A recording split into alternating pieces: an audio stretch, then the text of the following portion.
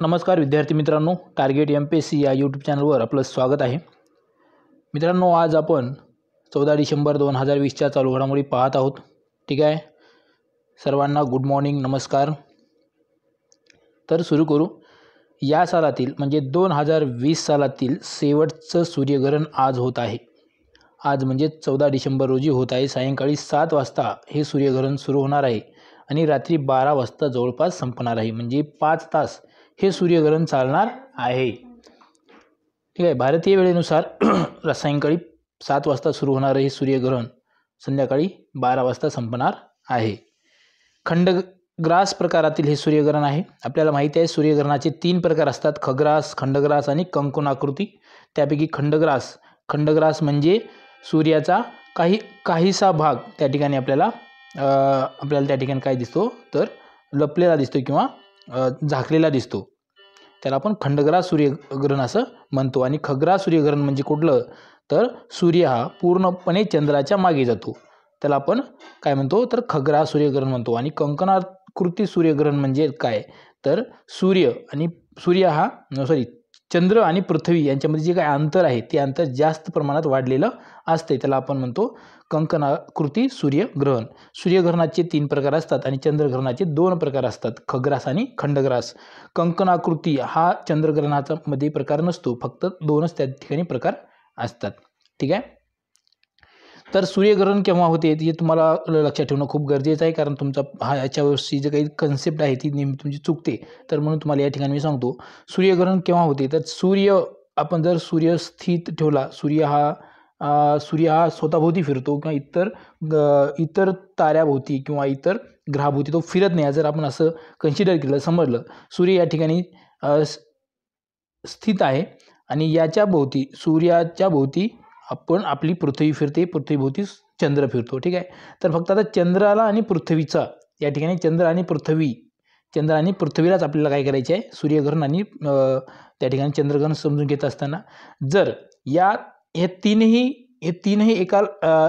तीनही जे काही हे खगोलीय आहेत, समजा हे सूर्य, चंद्र आणि पृथ्वी, तीनही एका रेषेत येणं आवश्यक आहे. ठीक आहे, आणि म्हणून जर पृथ्वी जर सूर्य आणि चंद्राच्या मध्ये आली, इथं पृथ्वी जर आली सूर्य आणि चंद्राच्या मध्ये, तर काय होईल, चंद्रग्रहण होईल.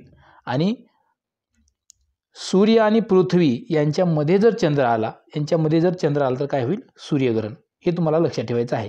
ठीक आहे, सूर्य आणि पृथ्वी यांच्यामध्ये जर चंद्र आला तर सूर्यग्रहण उलटं, आणि सूर्य आणि चंद्र याच्यामध्ये जर पृथ्वी आली तर चंद्रग्रहण.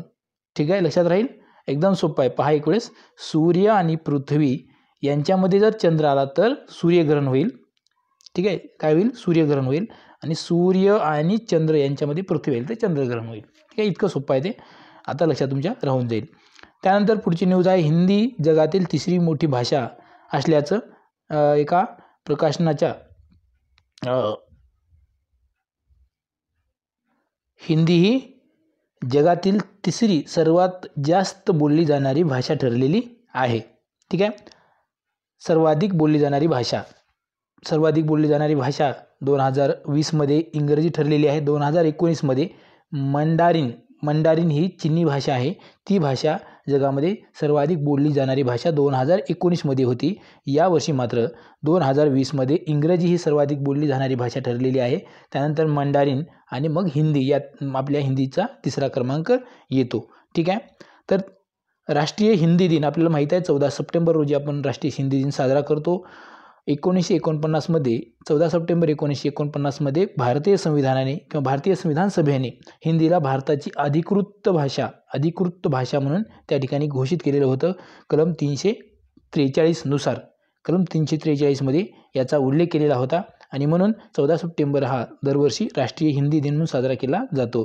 भारताने कुठल्याही भाषेला, भारतीय राज्यघटनेने किंवा भारताने कुठल्याही भाषेला राष्ट्रीय भाषेचा दर्जा दिलेला नाही आहे. ठीक आहे, हिंदी ही राष्ट्रीय भाषा नाही आहे, हिंदी ही अधिकृत भाषा आहे. ठीक आहे, तर कार्यालयीन भाषा कायदा 1963चा आहे. कार्यालयीन भाषा कायदा 1963चा आहे. भारतात सर्वाधिक बोलल्या जाणाऱ्या भाषा कुठल्या? तर हिंदी 43.63% लोक हिंदी बोलतात. त्यानंतर बंगाली 8.03%, मराठी. बघा, हिंदी ही जगातील 3 नंबरला बोलली जाणारी भाषा आहे, तर मराठी ही आपल्या भारतामध्ये 3 नंबरला बोलली जाणारी भाषा आहे, असं तुम्ही लक्षात ठेवू शकता. त्यानंतर तेलुगू ही 6.7% लोक इतकं तेलुगू भाषा बोलली जाणारी आहे. मराठी किती? 6.8%, 8-6%. ठीक आहे. त्यानंतर महाशरद मंच योजना, महाराष्ट्र सरकारची ही योजना आहे. शरद पवार यांच्या 80व्या वाढदिवशी ही योजना लॉन्च करण्यात आली, ही योजना सुरू करण्यात आली. महाराष्ट्रातील दिव्यांगांना विविध साहित्य मोफत देण्यासाठीची ही योजना आहे. Maharashtra system for health and rehabilitation assistance नावाची ही महाशरद मंच योजना आहे. याच प्रकारे किंवा याचबरोबर महाभरती अभियान हे अभियान म्हणजेच 80,000 तरुणांना त्या ठिकाणी नोकर भरती किंवा रोजगार देण्यासाठीची ही महाभरती योजना त्या ठिकाणी सुरू करण्यात आलेली आहे. रोजगार कौशल्य व रोजगार मंत्री नवाब मलिक यांनी या योजनेची किंवा हे अभियान सुरू केलेलं आहे. महाभरती अभियान 80,000 तरुणांना रोजगार देण्यासाठीची ही योजना आहे.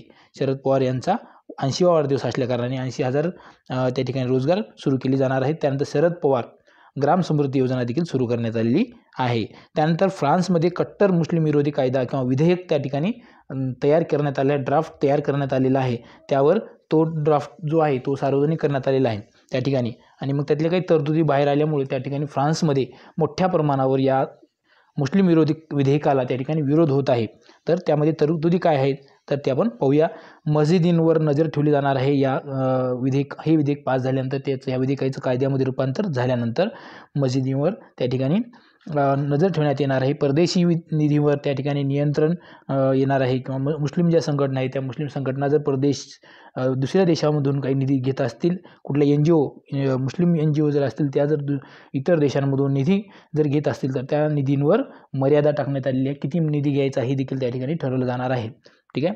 त्यानंतर कट्टरतावादी संघटनांना शाळा देखील त्या ठिकाणी चालवता येणार नाही. अशा प्रकारचे काही तरतुदी या कट्टर मुस्लिम विरोधी विधेयकामध्ये करण्यात आलेले आहेत फ्रान्समध्ये. याच्यावर तुम्हाला प्रश्न येऊ शकतो. त्यानंतर फ्रान्स जर आपण पाहिला तर फ्रान्स हा पश्चिम युरोपातील एक देश आहे. पॅरिस ही त्याची राजधानी आहे आणि सध्याचे अध्यक्ष आहेत इमॅन्युएल मॅक्रॉन. ठीक आहे. तर या अनुषंगाने जर आपण पाहिलं तर भारतामध्ये सर्वात महत्त्वाचा मुस्लिम कायदा कधी पास करण्यात आला तर 1937मध्ये. भारतामध्ये सर्वात महत्त्वाचा मुस्लिम कायदा 1937चा मुस्लिम कायदा आहे. त्याला आपण म्हणतो मुस्लिम पर्सनल लॉ, MPL. ठीक आहे. MPL मुस्लिम पर्सनल लॉ ॲप्लिकेशन ॲक्ट. ठीक आहे. MPA मुस्लिम पर्सनल लॉ ॲक्ट हा 1937चा ॲक्ट आहे. आणि मग 22 ऑगस्ट 1917मध्ये सुप्रीम कोर्टाने तिहेरी तलाक, ठीक आहे, तिहेरी तलाक हा 2019मध्ये खूपच याविषयी वाद निर्माण झाला होता. आता लव जिहाद याच्यावर वाद निर्माण होतो आहे. उत्तर प्रदेश सरकारने या लव जिहाद विरुद्ध एक कायदा तयार केलेला आहे. ठीक आहे. तर सुप्रीम कोर्टाने 22 ऑगस्ट 2017 रोजी हा तिहेरी तलाक पद्धत आहे ही पद्धत ही घटनाविरोधी असल्याचं त्या ठिकाणी सांगितलेलं आहे. म्हणून केंद्र सरकारने मुस्लिम महिला लग्नाबाबतच्या हक्कांचा संरक्षण हा कायदा पास केलेला आहे 31 जुलै 2019 रोजी. ठीक आहे. 31 जुलै 2019 रोजी भारताच्या राष्ट्रपतीने या कायद्याला काय केलेले आहे, मंजुरी दिलेली आहे आणि हा कायदा पास झालेला आहे, मुस्लिम महिला हक्कांचे संरक्षण कायदा. आणि म्हणून 2019मध्ये या कायद्याबाबत भारतभर खूप चर्चा झालेली होती. ठीक आहे. आणि हा जो तिहेरी तलाक जो आहे किंवा या तिहेरी तलाक शहाबानो प्रकरणामुळे त्या ठिकाणी परत एकदा चर्चेत आलेला होता. शहाबानो प्रकरण 1978 मधलंही प्रकरण आहे. याच्याविषयी आपण नंतर एखाद्या व्हिडिओमध्ये व्यवस्थित माहिती घेऊया. ठीक आहे. त्यानंतर 12 डिसेंबर हा युनिव्हर्सल हेल्थ कव्हरेज डे म्हणून साजरा केला जातो. युनिव्हर्सल हेल्थ कव्हरेज डे म्हणजे सार्वजनिक किंवा जागतिक स्तरावर आरोग्य कव्हर देणे यासाठीचा हा 12 डिसेंबर हा दिन साजरा केला जातो 2017 पासून. युनोद्वारे हा दिवस साजरा केला जातो. युनो म्हणजे युनायटेड नेशन्स ऑर्गनायझेशन, संयुक्त राष्ट्र संघटनेद्वारे हा 2017 पासून दिवस साजरा केला जातो. 12 December universal health coverage day. त्यानंतर 2020ची जर थीम म्हटलं तर सर्वांसाठी आरोग्य सर्वांची सुरक्षा, अशा प्रकारची 2020ची थीम होती. निपक्षपातीपणे सर्वांना आरोग्य सेवा पोहोचवणे हे या दिनाचं काय आहे, उद्दिष्ट आहे.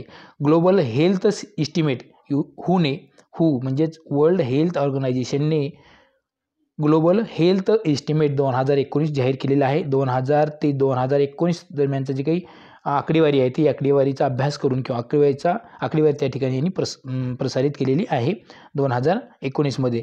आणि याच्यामध्ये या अंदाजानुसार किंवा या इस्टिमेटनुसार मृत्यूचे मुख्य कारण कुठलं असेल तर हृदयरोग आणि आघात, स्ट्रोक म्हणजे आघात म्हणतो ज्यात आपण त्याला, ठीक आहे, ते मेन कारण हृदयरोग आणि आघात हे मेन कारण आहेत, मृत्यूचे प्रमुख कारणं आहेत. मृत्यूची प्रमुख 10 कारणं त्या ठिकाणी त्यांनी सांगितलेली आहेत. ती 10 कारणं लक्षात ठेवण्याची काही आवश्यकता नाही, मात्र हे 2 कारणं तुम्हाला लक्षात ठेवणं गरजेचं